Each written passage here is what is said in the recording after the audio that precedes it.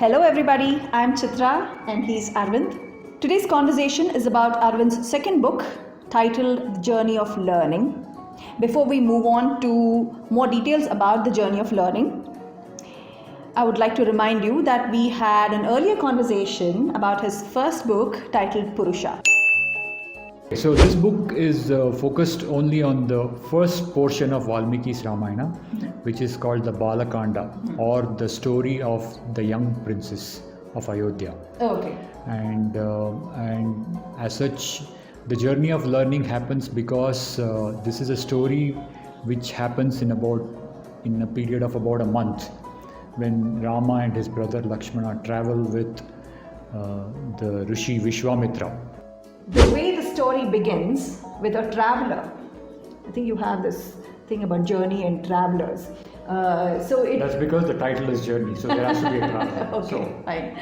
So, in fact, for the first 2 pages, it's if someone did not know the story of Ramayana at all, you're guessing who this person is, and it's very interesting to see that the whole thing can be visualized as to how the city was, how the kingdom was, the society at that time, and the geography of the space. So in some ways, all this was already there in Valmiki's Ramayana, Yes. which you have translated and you put it into words here. It's lovely. The description is really beautiful. It's very vivid and easy to visualize it, which is nice. It's just not that it's not in this order, but Valmiki Ramayana has about 2 to 3 chapters worth of description of Ayodhya and its ministers and its citizens and so on. Okay. And all the cavalry and elephantry and so on. But what I've done is I've taken portions of it and I've tried to weave into this portion of the traveler, but in the Valmiki Ramayana, the traveler just arrives at the gates. Right. So I just wanted to build that in somewhere because it's a nice description.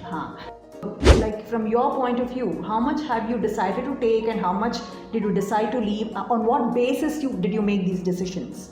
Well, it was more of wherever there is a storytelling potential, kind of use it through and through and be very loyal to that.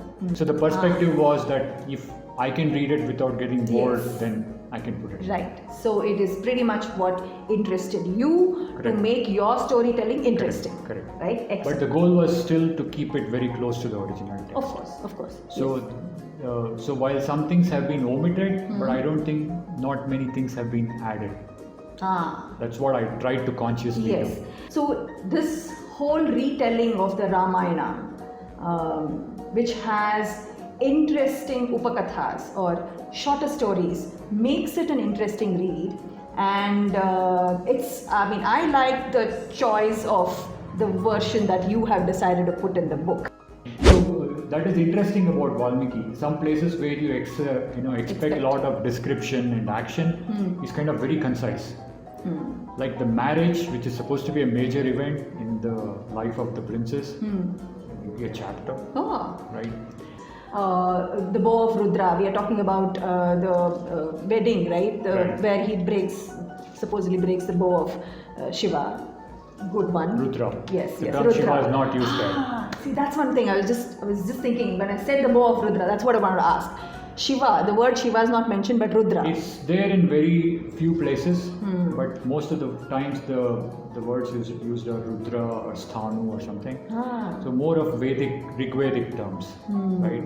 Shiva is a much later term. Later one. So there are places where the phrase word Shiva is used, but we don't know whether that's the original one or later somebody introduced. We don't know because this probably has evolved over long.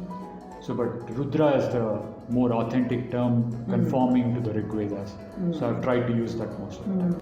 So here, the way we have eventually, I think, or most of us do put Rama on a pedestal, with all due respect, yes. But here, Valmiki has portrayed Rama as a... I've seen you guys portraying him in the dance also, right? As a, I would not say emotionless, but no, but very gambhira, very contained, strict, dignified. Dignified. Yes. Here he's all that, but he's also a lot more human. I mean, he shows his emotions, he has his Right. ups and downs, he gets his angry, bouts of anger. Yes. And his grief when he has been. Oh, that's major, yeah. Yes, when he's been asked to go to the forest. Little bit. little That bit. time a little bit. He's disappointed. He shows his disappointment. Whereas all the sanitized versions that you see on TV and so on, they always try to show him As very perpetually accepting. dignified.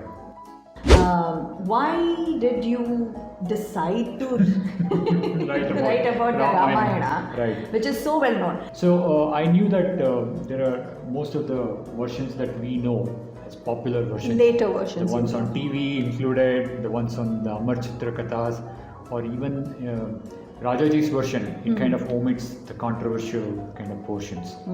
He doesn't want to show Rama as a meat eater, for example. Ah. Right. So, and even the Ashwamedha story of sacrificing a horse is kind of glazed over. But I'd read bits and pieces here and there. So I was always curious to know what the original epic reads like. And if you between Ramayana and Mahabharata, Ramayana is the more manageable one because it's about 24,000 verses. And compare it to Mahabharata, which is 100,000 verses. Okay. So I just started, reading, and then I saw that the stories are very different from the versions I know.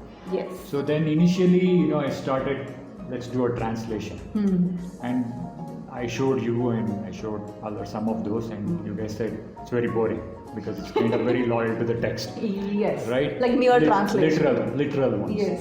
So then when it felt that they're better told as stories rather than just translation. There's so many translations, there are so many versions. So this is just another version or adaptation. It doesn't matter. You just wrote it. Then these days it's easier to publish, so I publish it on Wattpad first, chapter by chapter. And Avni, drew all the nice illustrations. Yes. And they're really nice. They kind of complement the stories. Yes. And I'm really happy that she did a great job, although I pestered her a lot. It's important. And it came out like this. Yes. So then it's easier to publish these days. So I just published it. That's about it. Good. I'm glad you did because after the initial whatever you had shown us, which was a mere translation, to how you have included your own style of writing into it Oh, as believe me, well. there have been multiple versions in between, which you have not Of course. read, right? That's the whole point of it, right? So you kind of like grow, I suppose. Yeah, you if don't know want how to. many versions are sitting on my laptop. Yes, the drafts are very important. I mean, when did we ever get the first draft ever right? Right. Right? See, most of the stories that are there are a way of teaching Vishwamitra's way of teaching Rama what is the right or wrong path to follow. According to the dharma that existed those days, or is According to it the some? prevailing norms, right? As per the prevalent norms, he's trying to tell him these are the right things. So you give examples of how a king behaves, so that it's kind of it registers in the mind of the listener that this is the way a king should behave. Like he tells the story of Sagara, for example, Yes. who's got an elder son who's a sadist. Right, he basically takes kids from wandering around in Ayodhya and throws them in the waters of Sarayu, and he hears them. He rejoices when they wail as they drown, and the king banishes him after some time.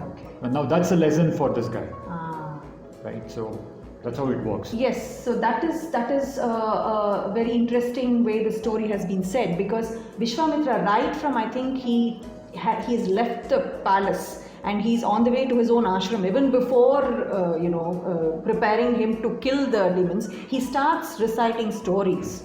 And he teaches them the use of astras, Yes. all the weapons that are required. Which is very interesting. Right. The epilogue of your story, this is not the timeline of what actually is in Valmiki's Ramayana, but in the epilogue you have actually mentioned the origin story, the verse born out of grief, Rishyashringa, the horse sacrifice, the birth of Rama. There are Well, like it 5 was- chapters there. It was not by design. Uh-huh. So what happened was the story started with Vishwamitra's arrival, Yeah. and it ended with their reaching back Ayodhya. Correct.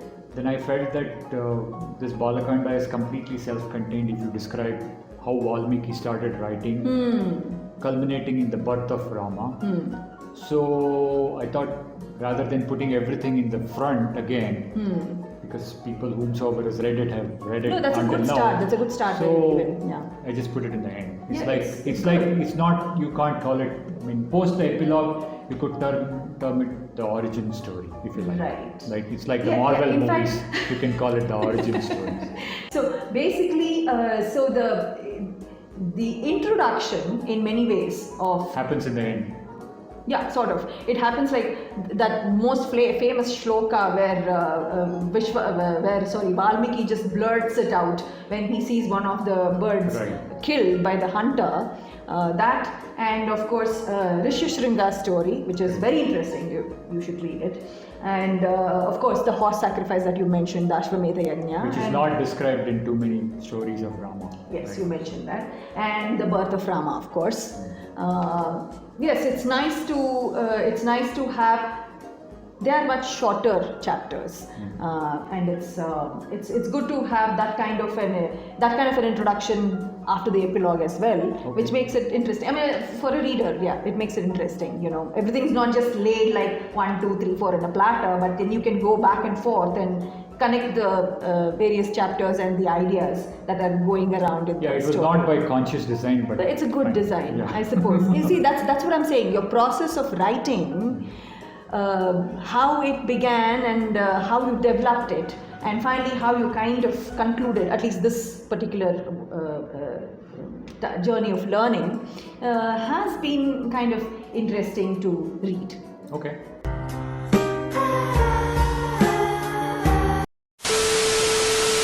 And by the way, what are you planning to write next? I don't know. There is a thought that, I mean, whomsoever read this said, why don't you continue with the Ramayana? So I'm thinking whether to continue with the next part, which is the Ayodhya Kanda, or what I find interesting is probably Hanuman's journey to Lanka. Oh, So yes. I thought maybe I should. Hanuman is a very interesting character. Let's see. But I haven't started on it yet. Yes. So Okay. and maybe expand some portion of the earlier Purusha book into another book. Yeah, your But- first book, Purusha, which So has a sequel to it. everything is in the head right now. Not Good. really sure what's going to come out. That's the beginning. His book, The Journey of Learning, can be acquired from Amazon. Amazon Kindle version. Kindle version. And I think in the US and UK they have a paperback. They have a paperback. Okay, Not in great. India, though. Yes, and of course we'll be providing all those details in the description box below as well. So wishing you all a healthy life, safe life wherever you are. Good wishes from both of us, Arvind and me. And please do read The Journey of Learning. Yes, please do read. Thank you. And write your comments in the comment section below. And those who read on Amazon, please do write your reviews. Please do write your reviews on Amazon. Brownie points for me. Thank you.